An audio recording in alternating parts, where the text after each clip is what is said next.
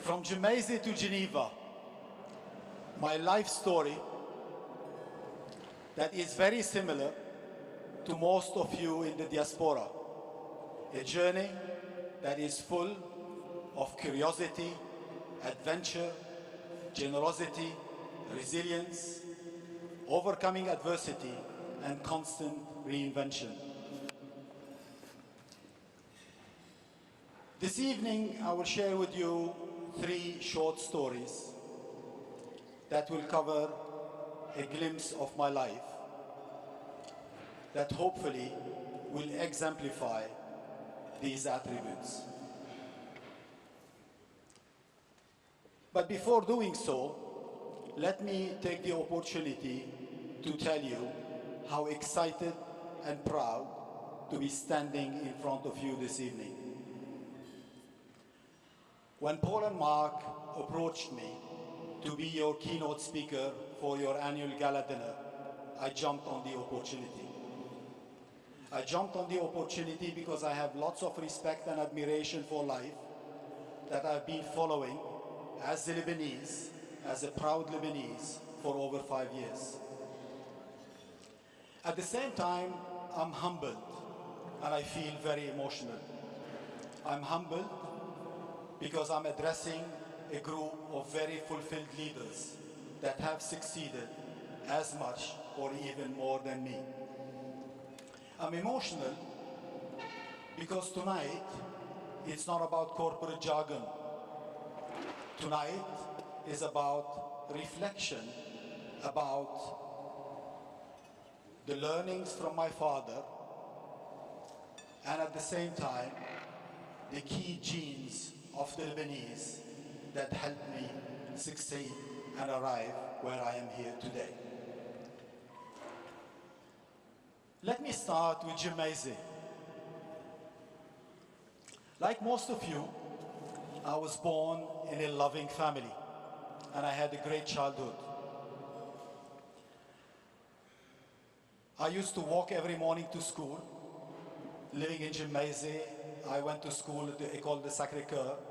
It was 100 meters from home, and I took my studies very, very seriously. My first heroes in life were obviously my mother and my father. We had a very nice summer house in Hamdoun. My father was a very successful entrepreneur who had cinemas and music shops. For the people of my age, these were the vinyl discs or records. Everything was going very well for us, up till the age of 15, when the war started. And suddenly, everything turned upside down. Living in Jamaica, you realize that we were living 200 meters from what was then called the Green Line. So in the middle of the war zone.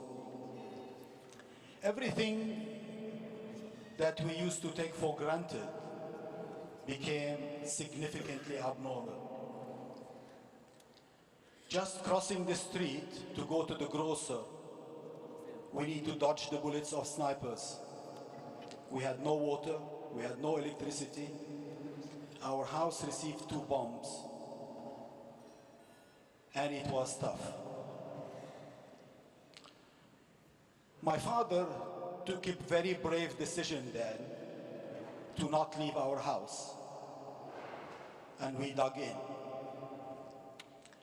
The army dismantled, we were left without protection, and young men and women had to stand up to fill the void. I am one of them. At 15, I had to stand up and protect our neighborhood.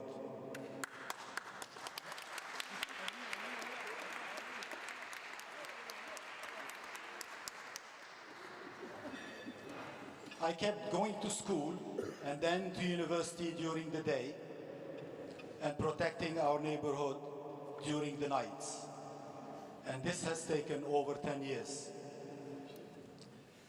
My generation and I are so grateful for our education system because our education system kept going during the difficult war years, because this was our only hope to get out of this cycle of horror. Things got tougher, war gained in intensity. I was injured 3 times. One of them was very bad. I had a femoral artery section, 23 centimeters of bones crushed, veins and muscles cut.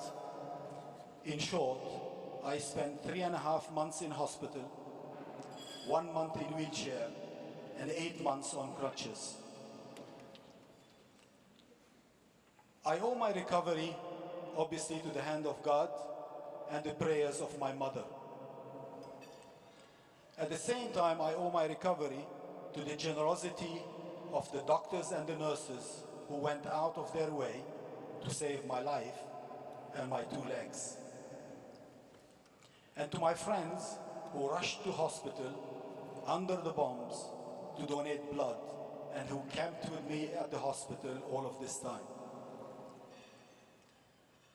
My recovery was a defining moment in my life because I took time. I was 19, incapacitated for over a year, reflecting on why I was still alive, why I survived,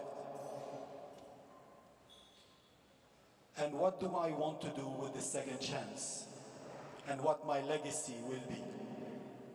This is when I have defined my purpose, and my purpose in life is making a positive contribution to people and to communities.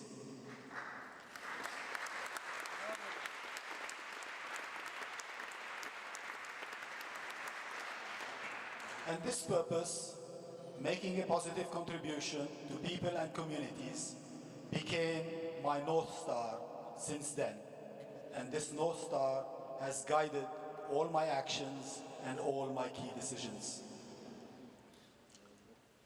I learned a lot from this period in my life.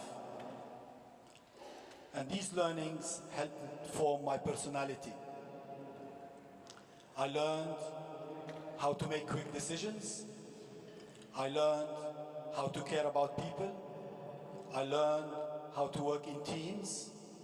And at the same time, I became black belt in risk management. And all of this expertise helped me prepare myself, like definitions, to be able to sail abroad and succeed internationally. The second part of my life is my international career.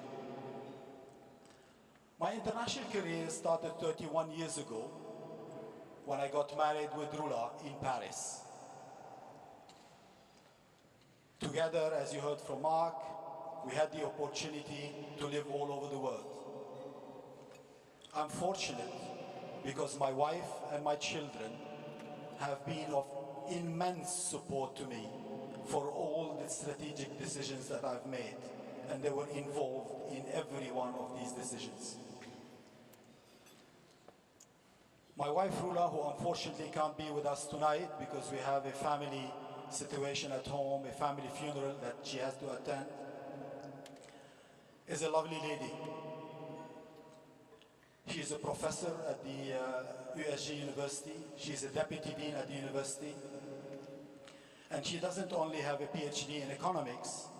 With moving 21 houses, she could qualify to have a PhD in moving houses too.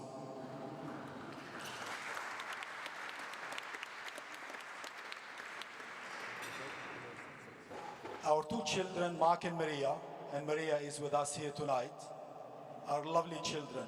And like every Lebanese parents, we are very proud of our children. We saw them grow up, blossom, mature. They love Lebanon. They are attached to our country. They are very proud of their roots. And we are confident that they will make the right choices in their personal lives and in their careers. In my career, I was very lucky. I worked for great companies, for Diageo for 21 years, and for Firmenich for over 3 years. These companies believed in me, invested in me, and I've learned a lot. I learned, I overcome my weaknesses, I kept learning and developing myself day over day. But the best opportunity that my career offered me is discover the wonders of the Lebanese diaspora. Having lived on 4 continents and changed so many cities throughout our career, we had the opportunity to interact and meet so many Lebanese all over the world. What we found that is amazing is that any city you go, and I have so many stories, from Guatemala City to Chicago, from Singapore to Paris, from Texas, Austin to Dubai, or to Singapore, we met great Lebanese. People who are very proud of their roots, who maintain their family traditions, who work hard, who have an exceptional reputation, and who are committed to giving back to the communities and the societies where they operate. And they have hugged us, they have integrated us, and they have guided us every time we move to any of these cities. And I have so many stories to tell you, but I will share with you one of these stories. And this was in Washington, D.C. I was invited to a very big charity gala dinner. Big 5-star hotel, big ballroom, people very nicely dressed. Not as nicely as you are dressed tonight.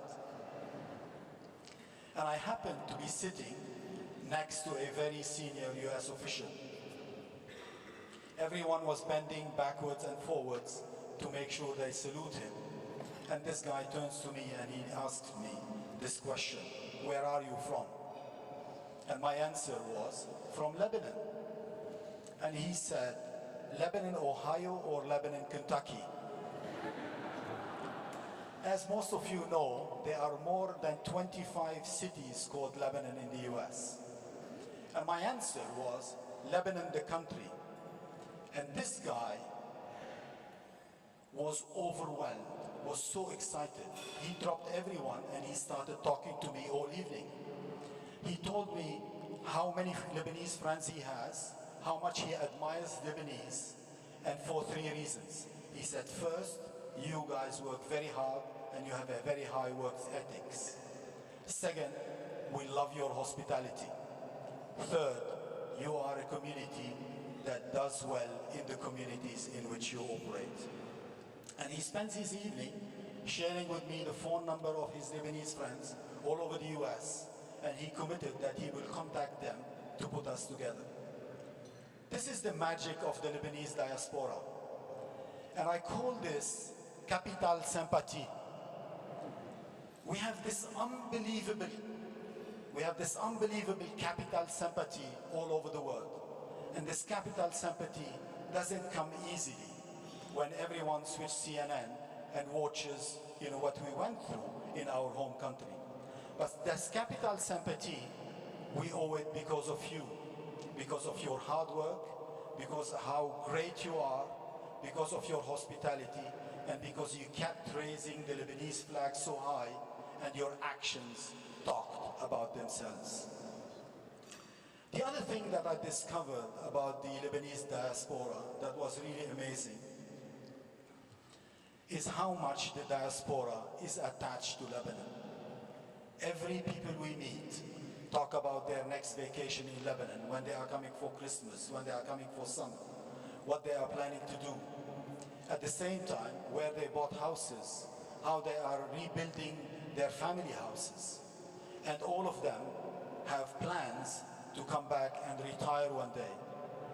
Mark, like your brother Michel, whom I met in Chicago, and we used to spend time together in Chicago, and every day he was telling me, I will go back and retire in Lebanon, and he has been in Lebanon for over 3 years.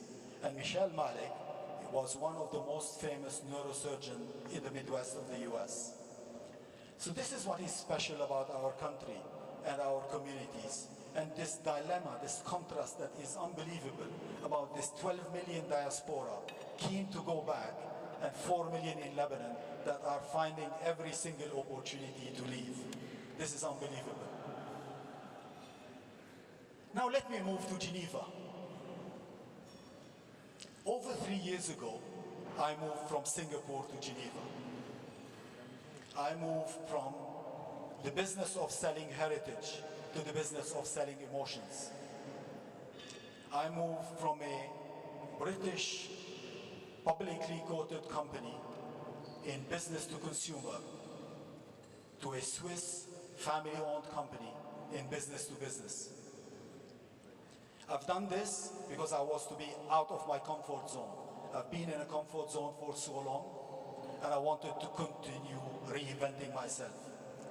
My experience has been exceptional over the last 3+ years in Geneva. How many of you have heard about Feminish before Mark introduced me tonight? Can I have a show of hands? Okay, so you're better than me, because I only found out about Feminish after the headhunters called me. Let me tell you what we do. At least you will have 20 brands in your house that have the Feminish inside. We fragrance and flavor the best brands in the world. There are in the world more astronauts than there are perfumers. Our business is a very sophisticated business, and we are present in everything that you smell and everything that has a taste. And we accompany you from when you wake up in the morning, when you brush your teeth, with a mental taste, to your tea, to your coffee, to your juice, to your cereals, to your shampoo, to your soap, to your detergents, until you go to bed in the evening. And even in alcoholic drinks, flavored alcoholic drinks are flavored by our company and our industry. This is a fascinating industry, and the strength of our industry is the heart of our industry is science. We have 3,000 life patents, 450 scientists, and as Mark has said, what we do, we leverage science to the best of society. If you think about it, what is the role of a CEO in the 21st century? The role of a CEO in the 21st century has completely changed. It's not anymore about only inspiring talent, building good team, driving diversity, creating shareholder value. We have a social and a moral responsibility to help resolve the planet's most critical problems. And in our planet, we have issues. We have issues of inequality, we have issues of sanitation, we have issues of hunger, we have issues of obesity. And this is where businesses that are a force for good are stepping up, rolling up their sleeves, and contributing to make a difference. Businesses employ 70% of the world workforce, so we can't stand on the sideline. Our company is very involved in making our society a better place and making our planet a better place. We have no problem to partner with like-minded companies. We don't have the not invented here syndrome. We partnered with the Bill and Melinda Gates Foundation to find a problem for sanitation, to offer the 2.5 billion people in the world who don't have the luxury that we have to have access to normal toilets, so they can access public toilets that are clean and safe. We also leverage our science to address obesity. Last year only, we removed 100,000 metric tons of sugar from the products that you consume. This means 520 billion calories through technologies that could reduce sugar, salt, and fat by 50% while maintaining the same taste and the same mouthfeel.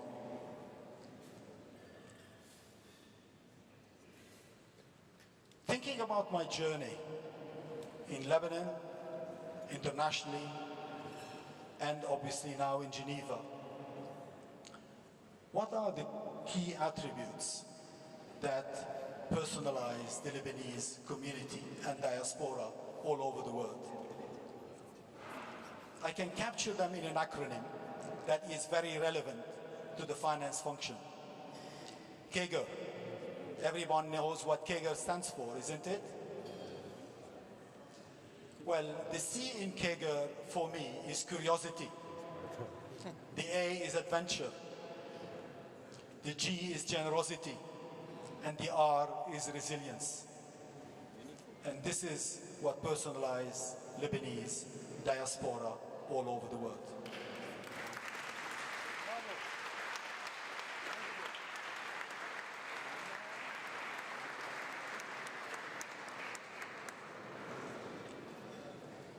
Everyone of this diaspora is a shining star on the world map. Everyone is making a very big spark around them. And connecting all of these dots and these sparks will create a ripple effect well beyond the diaspora and well beyond our borders. But we need to keep persevering. We need to keep investing in education. Education is a must. Education is a springboard to the world, exactly the same way it has been for me. The ambition of Lebanese are far bigger than the 50 billion economy that we have in Lebanon. And we should aspire and compete in the 80 trillion global economy and claim more than our fair share. We should also continue to support Lebanon because we need to make sure that there are fulfilling job opportunities for the young upcoming talent in Lebanon if they want to work in our home country and not necessarily only live abroad. We need also to keep driving solidarity and social cohesion. The impact that we can make as a global community, holding hands, shouting in one voice, pulling in one direction, will make a significant difference and a big ripple effect that will even raise our flag higher and make every one of us feel very proud. To wrap this up, I will leave you with few messages. I have very high confidence in the human capital in Lebanon. I believe that there is a genius in every Lebanese. And I see this genius with the kids that I coach every weekend. I see this genius with the young people that I go and address every time that I go and speak in universities in Lebanon and abroad. I see this genius, this hunger, this appetite for winning. I will give the young generation one advice. Don't look for jobs, look for challenges. Mindset is critical to overcome challenges and at the same time to keep reinventing yourselves. Our future and the future of our country is in our own hands, and together we could make it a very big success. Thank you very much for listening to me tonight, and enjoy your evening.